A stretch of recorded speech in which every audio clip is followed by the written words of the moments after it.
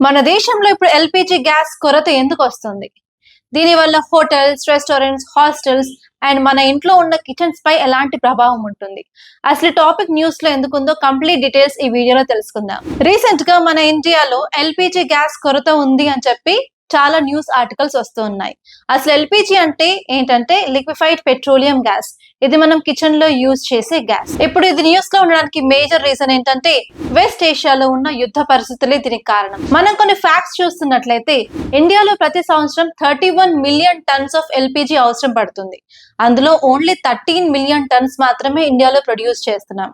అంటే సుమారుగా 58-60% of imports మీదే మనం డిపెండ్ అయి ఉంటున్నాం.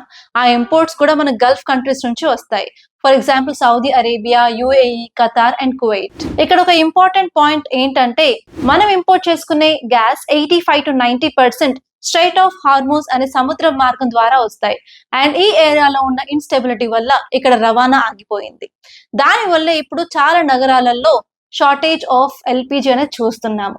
అండ్ అంతేకాదు చాలా మార్కెట్స్ లో 40-50% వరకు ఈ సిలిండర్స్ అవైలబిలిటీ కూడా తగ్గిపోయింది. ఇలా ఎక్కువ కాలం కొనసాగితే మాత్రం ఆహార ధరలు పెరిగే అవకాశం ఉంది. అండ్ చిన్నగా ఉన్న హోటల్స్ కానీ చిన్న చిన్న ఫాస్ట్ ఫుడ్ సెంటర్స్ అవి క్లోజ్ అయ్యే ఛాన్సెస్ ఉన్నాయి.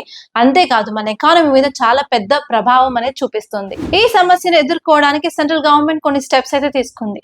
అవి ఏంటంటే మన దగ్గర ఉన్న ఆయిల్ రిఫైనరీస్ కి ఎల్‌పీజీ ప్రొడక్షన్ పెంచమని చెప్పింది. తద్వారా డొమెస్టిక్ ప్రొడక్షన్ ని పెంచవచ్చు. అండ్ సెకండ్ ఇంపార్టెంట్ స్టెప్ ఏంటంటే ప్రోపేన్ అండ్ బ్యూటేన్ ని కంపల్సరీ ఎల్‌పీజీ ప్రొడక్షన్ కి వాడాలి అని చెప్పింది.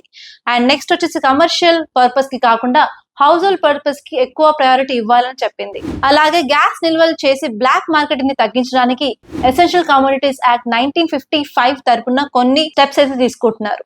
అండ్ అంతేకాదు ఇప్పుడు సప్లై చైన్స్ డైవర్సిఫికేషన్ చేయడానికి యుఎస్ అండ్ నార్వే నుంచి కూడా ఎల్‌పీజీని ఇంపోర్ట్ చేసుకోవాలని డిసైడ్ చేశారు. అలాగే గ్యాస్ బుకింగ్ గడువు 25 డేస్ కి పెంచి దుర్వినియోగాన్ని తగ్గించడానికి ట్రై చేస్తున్నారు. ఇప్పుడు ఇలాంటి ఛాలెంజ్ సిచ్యువేషన్ నుంచి మనం బయటకు రావడానికి ఎలాంటి మెషర్స్ తీసుకుంటే బాగుంటుంది అనుకుంటున్నారో వాటిని కామెంట్ లో చెప్పండి.